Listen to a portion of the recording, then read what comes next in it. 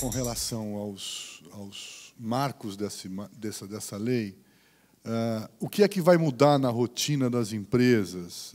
Como é que elas vão ter que agir do ponto de vista de aprimorar e de aprofundar a sua gestão? Se essa lei tivesse hoje em vigor, quais seriam os impactos reais para as empresas que estivessem envolvidas nos atos de corrupção? De alguma maneira, a gente se comporta como pessoas, eu não estou querendo generalizar isso, mas como pessoas físicas ou jurídicas, quando a gente fala de corrupção, a gente tenta sempre falar de corrupção como algo à distância, algo aonde está o corrupto, aquele que foi beneficiário, sem querer, na verdade, discutir o corruptor e sem querer discutir, na verdade, se for o caso, inclusive o intermediário. Eu, analisando a própria proposta, no sentido, e aí é um preciosismo, no sentido de aprimorar a proposta feita,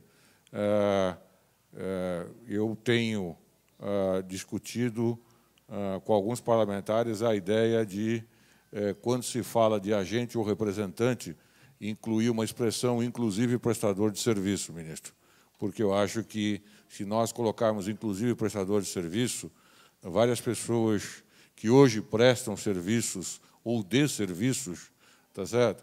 Eles sempre vão se colocar que eles não são agentes nem representantes, eles são consultores, entre os quais eu me incluo, tá certo? E eu gostaria de ver nesse texto legal, porque metade dos problemas que se colocam estariam resolvidos se aparecer aí, inclusive prestadores de serviço de qualquer natureza.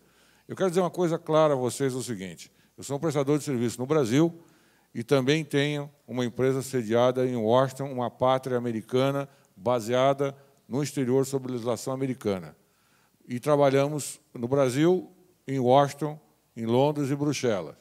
Me faz muito mal hoje, e isso acontece de 95 para cá nos Estados Unidos e há 4, 5 anos para cá na Europa, você ser contratado por algumas empresas de capital aberto e, na hora que elas vão contratar o seu serviço, elas dizem o seguinte: olha, eu prefiro te contratar na pessoa física baseada nos Estados Unidos, porque, na verdade, aqui eu tenho uma legislação, um enforcement, que me dá mais tranquilidade para ter o seu serviço do que se eu te contratar o mesmo serviço no Brasil. Eu acho que isso é uma coisa deprimente, para falar o português claro. Quer dizer, nós somos o mesmo prestador de serviço, tá certo, contratado de duas formas diferentes, pagando o imposto lá e não cá, tá certo, porque são duas pessoas, não é uma filial, tá certo, são duas pessoas jurídicas distintas. Mas por quê? Porque lá existe uma legislação, tá certo? Lá existe um enforcement, tá certo? E, na verdade, os nossos atos são passíveis, tá certo, de, enfim, sanções muito mais duras para o mesmo serviço que está sendo executado, muitas vezes, dentro do Brasil, o que é uma coisa que é uma loucura. Agora, as empresas de capital aberto, principalmente os seus departamentos jurídicos, eles têm uma especial preferência, tá certo, para fazer um contrato com a empresa no exterior, porque isso lhes dá mais conforto, tá certo, de poder levar você a um processo de corte por algum ato praticado, do que se eu tiver contratado no Brasil. Então, eu acho que se o Brasil almeja ser a quinta economia do mundo, se o Brasil almeja, tá certo, ser respeitado internacionalmente, como tem feito por isso, nós precisamos ter, na verdade, uma legislação também condizente.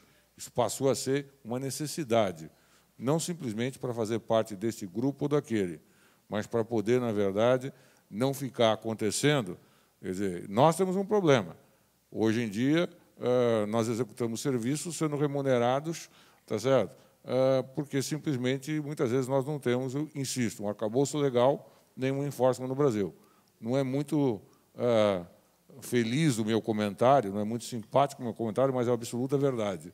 Tá? Então, eu gostaria de ver prestadores de serviços, enfim, incluídos nisso daí. Segundo, eu gostaria de dizer o seguinte: eu parto do pressuposto que onde tem corrupção, tem o corrupto, o intermediário e o corruptor, seja em atos de pessoa física ou jurídica. Nós tentamos lidar com isso como se fosse um processo de autista. seja como pessoas físicas, empresários, ou até, enfim, como cidadãos, a própria mídia, isso aqui é algo que não nos diz respeito. Nós temos que entender que isso nos diz respeito. E essa preocupação que eu até, em conversas anteriores, eu estava ouvindo, muitas vezes a pessoa não sabe o que está se acontecendo dentro da empresa.